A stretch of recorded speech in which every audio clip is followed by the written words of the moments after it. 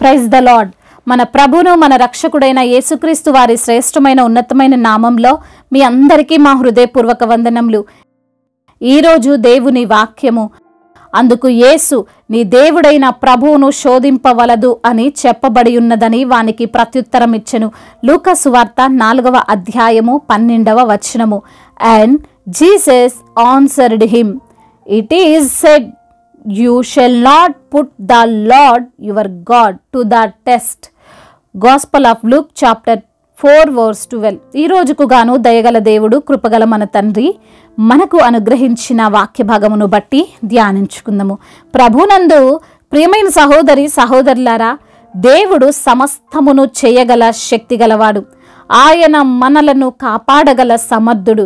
మనల్ని తన యొక్క కృపలో భద్రపరుచుకొని క్షేమంగా నడిపించగలడు.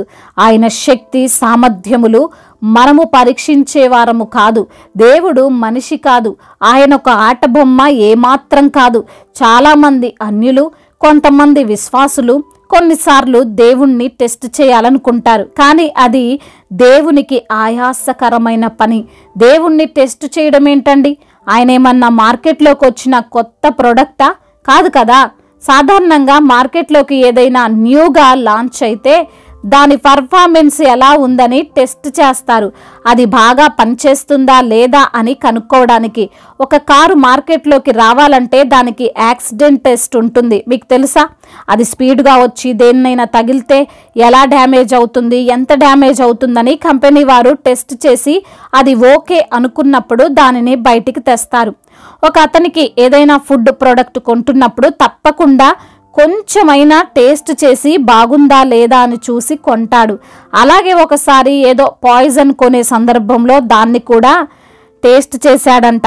కొంతమంది అలా ప్రమాదాల బారిన పడతారు. అయితే ప్రియమైన సహోదరి సహోదరులారా, దేవుడు ఈ లోక సృష్టికర్త. దేవుడు సర్వశక్తిమంతుడు.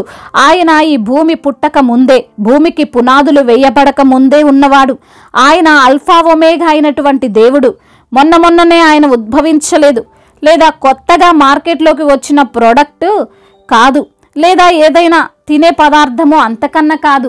ఆయన్ని మనము టెస్ట్ చేయడానికి ఆయన మనల్ని నిర్మించలేదు. మనల్ని ఆయన టెస్ట్ చేయాలి. కానీ ఆయన ఎప్పుడూ కూడా ఇది చేస్తేనే దేవుడు, లేదంటే దేవుడు కాదు, ఇలా జరిగితేనే దేవుడు, లేదంటే దేవుడు కాదు అనే మాటలు మాట్లాడకూడదు. యేసు ప్రభువు వారు ఉపవాసము నిమిత్తము ఒంటరిగా ఉన్నప్పుడు అపవాది వచ్చి అంటున్నాడు, నీవు దేవుని కుమారుడివే కదా, నీ పాదములు ఎప్పుడైనను రాతికి తగలకుండా దేవదూతలు నిన్ను కాపాడతారు కదా, కాబట్టి ఇక్కడ నుండి క్రిందకు దూకు అంటాడు. అప్పుడు యేసయ్య చెప్పిన సమాధానం, నీ దేవుడైన ప్రభువును శోధింపవలదు అని. అంతేకాని నువ్వు చెప్పింది నిజమే, ఇక్కడ నుండి దూకుతాను, ఎలా దేవదూతలు పట్టుకుంటారో చూడు అని అపవాది ఉచ్చులో పడిపోలేదండి. ఈరోజు ఈ మాటలు వింటున్నా నీవు బహుశా అపవాది ఉచ్చులో పడ్డావేమో. బయటికి రా, నీ దేవుడు నిజమైన వాడే. అయితే ఈ కార్యము చెయ్యమను. నీ దేవుడు సర్వశక్తిమంతుడైతే నీవు ఇలా చెయ్యని నీతో ఎవరైనా అంటే నీవు నిరూపించుకోవడానికి ప్రయత్నించకు, దేవుణ్ణి శోధించుకు. దేవాతి దేవుడు తనని తాను ప్రూవ్ చేసుకునే స్థితిలో లేడు. అలా అని సమస్య వచ్చినప్పుడు కాపాడకుండా ఉండడు. పాములను ఎత్తి పట్టుదురు, విషమును త్రాగినా ఏమీ కాదు అనే మాటలను బట్టి నీవు వాటిని ట్రై చేయకు. కావాలని చేసినప్పుడు దేవుణ్ణి శోధించినట్లు, కానీ నీకు తెలియకుండానే నీపైకి అటువంటి ప్రమాదాలు వచ్చినప్పుడు ఆయన తప్పకుండా కాపాడతాడు. అపోస్తుడైనటువంటి పౌలు మంట వేస్తున్న సందర్భములో అనుకోకుండా ఒక విషసర్పం పౌలు గారిని కరిస్తే దానిని చెయ్యితో తీసి మంటల్లో వేస్తాడు. పౌలు గారికి ఏ హాని జరగలేదే. ఎన్నోసార్లు ఎంతో మంది దైవజనులు తెలియక కలుషిత ఆహారము ప్రార్థన చేసుకొని తిన్నప్పుడు వారికి ఏ హాని జరగలేదే.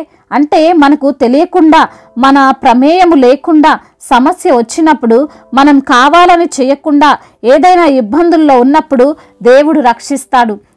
తప్పకుండా కాపాడతాడు. అంతేకాని మనము దేవుణ్ణి శోధింపవద్దు, కావాలని పనిగట్టుకొని ఆయన్ని పరీక్షింపవద్దు, అపవాది ఉచ్చులో వాని మాయలో అస్సలు పడొద్దు. దేవుడు నీ జీవితంలో కార్యము చెయ్యడు, నీవు అనుకుంది ఆయన చెయ్యలేడు అని నేను చెప్పడం లేదు. నీవు ఏదైతే హృదయపూర్వకముగా అవసరం కోసం అడుగుతున్నావో దేవుడు ఆ కార్యమును తప్పకుండా చేస్తాడు. నీవు దేనికోసమైతే ప్రార్థిస్తున్నావో అది తప్పకుండా దేవుడు ఇవ్వగలడు. నీవు ప్రమాదంలో ఉంటే ఆయన రక్షిస్తాడు, సమస్యల్లో ఉంటే ఆయన నిన్ను లేవనెత్తుతాడు. నీ కోసం దేవుడు ఏదైనా చేస్తాడు, ఏదైనా ఇస్తాడు. కానీ ఎవరి కోసమో దేవుణ్ణే పరీక్షించాలి, శోధించాలి అనుకుంటేనే సమస్య ఎదురవుతుంది. కాబట్టి దేవుణ్ణి శోధింపక ప్రార్థించు. తప్పకుండా నీవు అనుకున్నవి అన్నీ కూడా ఆయన చిత్తములో జరుగుతాయి. దేవుడు ఈ మాటలను దీవించి మన హృదయములో ఫలింపచేయునుగాక. వాక్య భాగమును బట్టి ప్రార్థించుకుందాము. ప్రతి ఒక్కరు కూడా ప్రార్థనలో ఏకీభవించగలరు. ప్రార్థన. మహాశక్తి సంపన్నుడా, మహోన్నతుడా, కృపా కనికరములు కలిగిన దేవా, జీవాధిపతి, మీకు స్తోత్రాలు ప్రభువా. అవును ప్రభువా, ఈ రోజున వాక్యము ద్వారా మీరు మాతో మాట్లాడారు, మమ్మల్ని ఎంతగానో బలపరిచారు, సరిచేశారు. అవును తండ్రి, అయా మిమ్మల్ని పరీక్షించే వారముగా, మిమ్మల్ని శోధించే వారముగా మేము ఉండకూడదని, మీ యొక్క చిత్తములో మా ప్రతి అవసరత తీర్చబడుతుందని, అయా మీరు మమ్మల్ని క్షేమంగా నడిపించగల దేవుడవని, నిత్యము మమ్మల్ని కాపాడగల సమర్థుడవని, అయా మీరు ఈ లోకములో మీకు అసాధ్యము కానిదంటూ ఏది లేదని వాక్యము ద్వారా సూటిగా తేటగా మాతో మాట్లాడి మమ్మల్ని బలపరిచి స్థిరపరిచినందుకు స్తోత్రాలు. అవును దేవా, ఈ రోజున ఎందరైతే బిడ్డలు మరి తండ్రి వారికి ఉన్న సమస్యలను మీ సన్నిధిలో మొరపెడుతున్నారో వారి మొరను మీరు ఆలకించండి, సమాధానాన్ని అనుగ్రహించండి. అనారోగ్యముతో బాధపడుతున్న ప్రతి బిడ్డను మీరు లేవనెత్తండి, సంపూర్ణ ఆరోగ్యమును స్వస్థతను దయచేయండి. అయా వారిని కలవరపెడుతున్న ఆ భయాందోళన అంతటిని కొట్టివేయండి నా ప్రభా. అయా ఎందరైతే బిడ్డలు ప్రభా లేవలేని స్థితిలో, కూర్చోలేని స్థితిలో, మాట రాని స్థితిలో, చూపు లేని స్థితిలో ఎందరైతే ఉన్నారో, హాస్పిటల్ బెడ్స్ పైన, ఐసీయూ పైన, ఐసీయూలో ఎందరైతే ఉన్నారో ప్రభా, ప్రతి బిడ్డకు యేసు నామములో సంపూర్ణ స్వస్థతను దయచేయండి. ఆర్థిక సమస్యలను కొట్టివేయండి, రుణ భారాలన్నిటి నుంచి కూడా విడుదల దయచేయండి. కుటుంబములో క్షేమాన్ని దయచేయండి, సఖ్యతను దయచేయండి.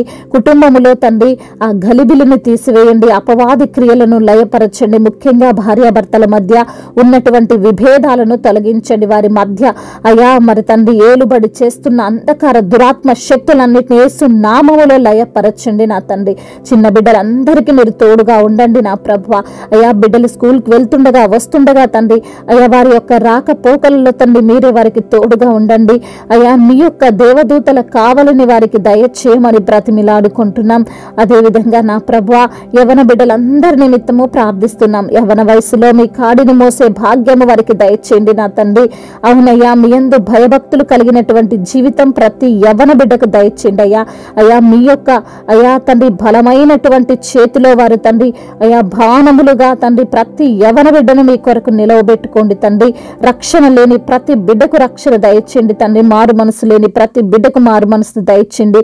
ఈ సమయంలో ఎందరైతే బిడ్డలు సంతానము లేక బాధపడుతున్నారో వారికి సంతానాన్ని అనుగ్రహించండి. నీ సంతతి వారు ఇసుక రేణుల వలె విస్తారమగుదురన్నటువంటి వాగ్దానము బిడ్డల జీవితంలో మీరు నెరవేర్చండి. మీకు మహిమకరంగా బిడ్డలు నిలవబెట్టండి నా దేవా. అదే విధంగా నా ప్రభువా, ఎందరైతే బిడ్డలు చేతి పని చేసుకుంటున్నారో వారికి మీరు తోడుగా ఉండండి. వారి యొక్క చేతుల కష్టార్జితాన్ని మీరు ఆశీర్వదించండి. వ్యాపారాలు చేసుకునే ప్రతి బిడ్డకు మీరు తోడై ఉండండి. వారి వ్యాపారంలో ఎటువంటి నష్టాలు రాకుండా ప్రభువా మీరే తండ్రి అయా వ్యాపారాన్ని తండ్రి సమృద్ధిగా నడిపించమని బ్రతిమిలాడుకుంటున్నాం. అదేవిధంగా నా ప్రభువా, దైవజనులందరికీ మీరు తోడుగా ఉండండి తండ్రి. వారి యొక్క తండ్రి పరిచర్యను నూరంతల ప్రతిఫలముతో నింపండి అయ్యా. ఎన్నో కష్టాలు, ఎన్నో శ్రమలను వారు తండ్రి చూస్తుండగా శ్రమలో తోడై ఉండే దేవుడవు, కష్టాలన్నిటి నుంచి విడిపించే దేవుడవు తండ్రి. సువార్థికులందరినీ మీరు బలపరచండి, మిషనరీస్ని మీరు దీవించండి నా ప్రభువా. మా భారతదేశమును, తెలుగు రాష్ట్రాలను మీరు జ్ఞాపకం చేసుకోండి అయ్యా. మీరే తండ్రి మెండహీన జ్ఞానముతో అయ్యా మరి తండ్రి అధికారులను తండ్రి నింపండి. ఎలా దేశాన్ని ఫలించాలో తండ్రి తగినటువంటి జ్ఞానాన్ని మీరు ప్రసాదించండి దేవా. అదేవిధంగా నా తండ్రి ఎందరైతే కుటుంబంలో తండ్రి నెమ్మది లేక ఉన్నారో ప్రతి ఒక్క కుటుంబంలో నెమ్మదిని దయచేయండి నా తండ్రి. ప్రయాణాల్లో ఉన్న ప్రతి బిడ్డకు మీరు తోడుగా ఉండండి. వారి యొక్క ప్రయాణం అంతటినీ సుఖముగా సౌఖ్యముగా జరుగునట్లుగా కృప చూపించండి. ఉద్యోగము లేని బిడ్డలకు మంచి ఉద్యోగాన్ని దయచేయండి ప్రభా. ఈ రోజున ఎందరైతే బిడ్డలు వారికి వచ్చిన కష్టాన్ని బట్టి కన్నీరు మీ సన్నిధిలో కారుస్తున్నారో అయా, వారికి ఉన్నటువంటి ఆ శాప జీవితాన్ని పాప జీవితాన్ని తొలగించి అయా శాంతి సమాధానము కలిగినటువంటి జీవితముగా వారికి మీరు దయచేయండి. ఆశీర్వదింపబడిన వారుగా ప్రతి బిడ్డను మీరు నిలవబెట్టుకోమని బ్రతిమిలాడుకుంటూ నజరేయుడైన యేసుక్రీస్తు వారి ప్రశస్తమైన నామములో ఈ ప్రార్థనను అడిగి వేడుకొని పొందుకొని ఉన్నాము మా ప్రియ పరలోకపు తండ్రి. ఆమేన్.